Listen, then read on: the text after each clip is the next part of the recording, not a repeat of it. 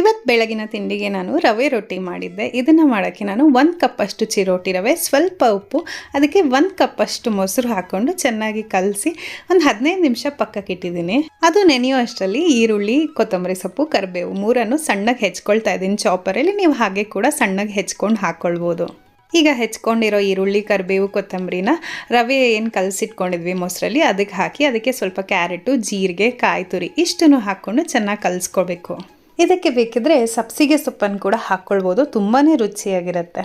ಈಗ ರೊಟ್ಟಿ ಮಾಡೋದಕ್ಕೆ ಒಂದು ಬಾಳೆ ಎಲೆ ಇಲ್ಲ ಒಂದು ಬೇಕಿಂಗ್ ಪೇಪರ್ ತೊಗೊಂಡು ಚೆನ್ನಾಗಿ ಎಣ್ಣೆ ಸವರ್ಕೊಂಡು ಎಷ್ಟು ಬೇಕೋ ಅಷ್ಟು ಹಿಟ್ಟಿನ ಪ್ರಮಾಣ ತೊಗೊಂಡು ಅಕ್ಕಿ ರೊಟ್ಟಿನ ಹೇಗೆ ತಟ್ಕೊಳ್ತೀವೋ ಅದೇ ಥರನೇ ರವೆ ರೊಟ್ಟಿನೂ ಕೂಡ ತಟ್ಟಿ ಕಾವಲಿಕ್ಕಾದ್ಮೇಲೆ ರೊಟ್ಟಿನ ಕಾವಲಿ ಮೇಲೆ ಹಾಕಿ ಎಣ್ಣೆ ಹಾಕಿ ಮುಚ್ಚಿ ಒಂದು 5 ನಿಮಿಷಗಳ ಕಾಲ ಬೇಯಿಸಿದ್ರೆ ರವೆ ರೊಟ್ಟಿ ತಯಾರಾಗೋಗುತ್ತೆ.